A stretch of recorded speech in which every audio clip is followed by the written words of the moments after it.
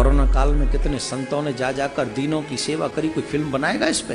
ये कुतुबुद्दीन जहां से आया, बगल में 2.5 दिन का झोपड़ा बना, क्या वो है और उसकी और कुतुब मीनार की बराबरी। लेकिन बॉर्डर के गांव दौड़ो के अंदर नरेंद्र मोदी साहब ने जो विकास किया है वो एक तारीख गवाह है। कांग्रेस के राज में कुछ नहीं था, नरेंद्र मोदी साहब के राज के अंदर आज ये गिरगिस्तान को गुलिस्तान बनाने वाले हमारे नरेंद्र मोदी साहब हैं। तो हिंदू धर्म के सिपाही सिख कोई अलग से धर्म नहीं है, हिंदू धर्म की एक शाखा है, जैसे हिंदू धर्म की जैन शाखा है। ये तो राजनीति ने नाटक कर रखे हैं, वो बात अलग है। के किसी पीर पैगंबर पर एक फिल्म बना के दिखा दे, एक फिल्म, मैं मान जाऊंगा कि आप सही मायने में समाज को आईना दिखा रहे। I am agree with your thought my dear. एक फिल्म बना दे ऐसी, एक फिल्म जैसे बना दी ना आश्रम, वैसे बना के दिखा दे। मस्जिद, मदरसा, एक बना के दिखा तो सही।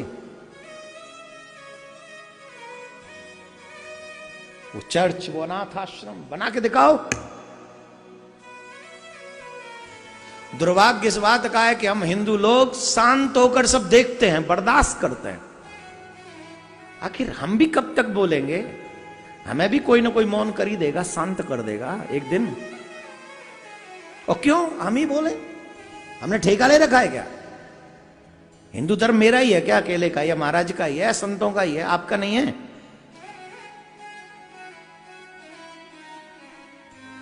हम सबको मिलकर ऐसे लोगों का बहिष्कार करना चाहिए। कोरोना काल में कितने संतों ने जा जाकर दीनों की सेवा करी। कोई फिल्म बनाएगा इस पे?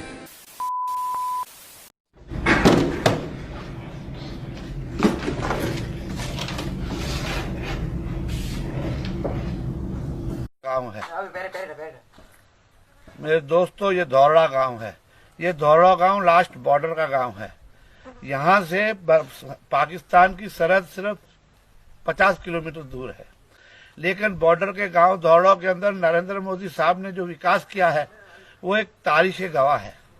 यहाँ 44 विलेज है, 44 गांव है, सब मुस्लिम मेजोरिटी है। यहाँ पे गिरगिस्तान था, न रोड था, न लाइट थी, न पानी था। कांग्रेस के राज में कुछ नहीं था। नरेंद्र मोदी साहब के राज के अंदर आज ये गिरगिस्तान को गुलिस्तान बनाने वाले हमारे नरेंद्र मोदी साहब हैं। क्योंकि यहाँ पे ऐसी हस्तियां थी जो पर्दानशी हो गई, जो पंडित जवाहरलाल नेहरू भी ये बॉर्डर के गांव में आया हुआ था। लेकिन नरेंद्र मोदी साहब एक छोटे से आदमी यहाँ घूमते थे और यहाँ सर्वे करते थे। कुछ 30 साल पहले उस टाइम में कहते थे कि ये इलाके के अंदर अगर मैं जीवन में कुछ बना तो ये गांव को वर्ल्ड लेवल पे लाऊंगा। तो आज ये गांव एक गुलिस्तान बना हुआ है, गिरगिस्तान से गुलिस्तान बना हुआ है, हमारे नरेंद्र मोदी की बदौलत है। यहाँ के बगैर एजुकेशन के लोग हैं, लोकल वर्कर के लोग हैं, मायाड़ू लोग हैं, यहाँ मालदारी लोग हैं। यहाँ सुबह से शाम तक 100 रुपया नहीं मिलता था। आज एक एक आदमी ऊंट गाड़ी के ऊपर 1000 रुपया, 800 रुपया, 2000 रुपया कमाता है। यहाँ पे किसी को विकास के बारे में कुछ मालूम नहीं था। आज छोटे से होके बड़े तक हर आदमी विकास की एक लहर पैदा करके बैठा हुआ है। यहाँ पे ये छोटा सा गांव है धौरड़ा का, जहाँ पे 200 घरों की आबादी है। इससे छोटे छोटे गांव हैं। ये गांव के अंदर आज ATM भी है। यहाँ पे 10वीं क्लास तक बच्चों की स्कूल है, 10वीं क्लास तक बच्चों का स्कूल है। 100% शौचालय बने हुए हैं, 100% दूसरा विकास हुआ है। रोड 4 लाइन रोड बने हुए हैं। और यहाँ पे विकास की दृष्टि अगर देखो तो लास्ट बॉर्डर के गांव के अंदर धौरड़ा गांव एक सरहद का संतरी राजाशाही के टाइम से आज दिन तक गिना जाता है। और आज भी सरहद के संतरी के तरीके मियां हुसैन गुलबेग साहब मशहूर हैं।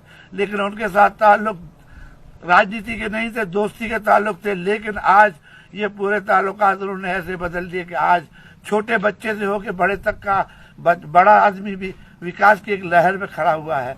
लेकिन लोग कहते हैं कि नरेंद्र मोदी साहब जो है वो मुस्लिमों से दूर रहते हैं। लेकिन यहाँ पे कौन से दूसरी राज्य के लोग रहते हैं? यहाँ भी तो मुसलमान हैं, 44 विलेज है, मेजोरिटी मुसलमानों की है।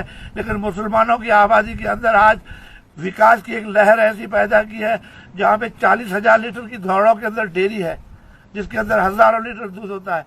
और वो देरी नरेंद्र मोदी साहब की बदौलत है। हर विकास के काम के अंदर हर चीज यहाँ बना के देने वाले हमारे नरेंद्र मोदी साहब है।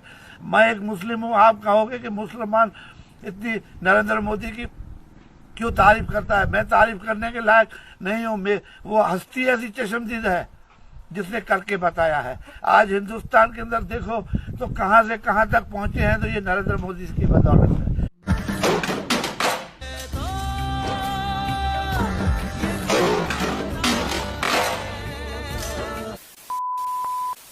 मैं आपसे पूछ रहा हूं, चारमीनार किसने बनाया? थोड़ा जानकारी प्रोवाइड करा दीजिए। कुतुब मीनार किसने बनाया? जानकारी प्रोवाइड करा दीजिए। अगर आपको लगता है कि चारमीनार आपके बाप ने बनाया तो ठीक मान लीजिए। किसके बाप की बात कर रहे हैं? हिंदुओं के बाप की? पहली बात अमीश जी, ये बाप का सवाल बड़ा मजेदार है। आज से केवल 30-40 साल पहले कौन किसका बाप है ये यकीनी मामला होता था। आज डीएनए टेस्ट के द्वारा चंद दिनों में प्रूव हो सकता है कौन किसका बाप है।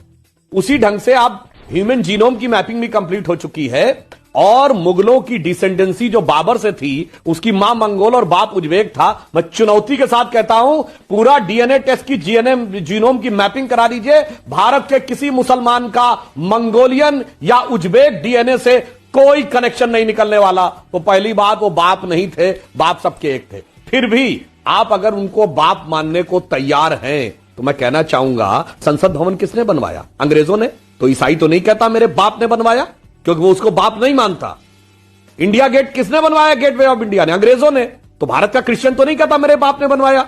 ये मुसलमान कहां से मानने लगे कि चार मीनार मेरे बाप ने बनवाया और ताजमहल मेरे बाप ने बनवाया और ये क्या कहते हैं आगरे का लाल किला मेरे बाप ने बनवाया। चल भैया, अगर एक बार मान ले कि बाप ने बनवाया, तो अंग्रेजों ने जो बनवाया उनके यहां तो प्रूफ मौजूद है, ऐसी ऐसी बिल्डिंगें हैं, उनकी किताबें मौजूद हैं, उनके इंजीनियर मौजूद हैं। ये तथाकथित बाप जिन इलाकों से आए थे वहां ऐसी इमारतें हैं क्या?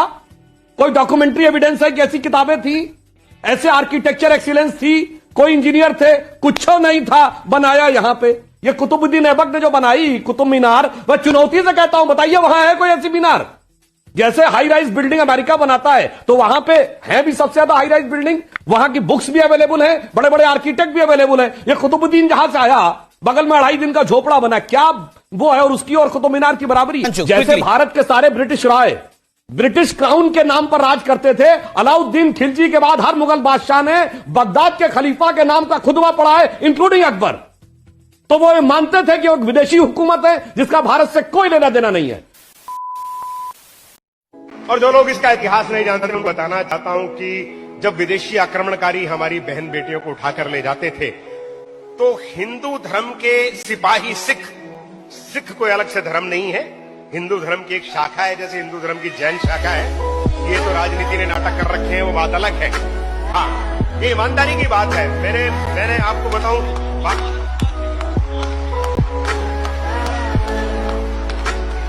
मेरे पिताजी ने मेरे चाचा जी को कहा कि लड़का बिगड़ा हुआ है, इसको समझाना। तो उन्होंने समझाया तो मैंने उससे पूछा कि भाई गुरु तेग बहादुर जी ने बलिदान किसके लिए दिया?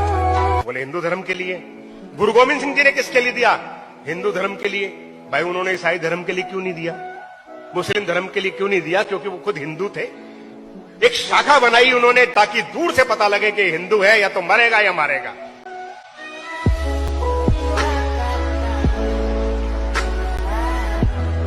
तो वो जो है रात के 12 बजे हिंदू धर्म के सिपाही सिख सर्जिकल स्ट्राइक करते थे, अपनी बहन बेटियों को छुड़ा के लाते थे। तो बाहर जो विदेशी आक्रमणकारी कहते थे वो कहते थे 12 बज गए, 12 बज गए। डॉक्टर हरिओम पवार की 4 पंक्तियां वो कहते हैं कि हम कर्जा खाए बैठे हैं गुरु गोविंद की कुर्बानी का। हम कर्जा खाए बैठे हैं गुरु गोविंद की कुर्बानी का। हम क्या एहसान चुकाएंगे उनकी आंखों के पानी का।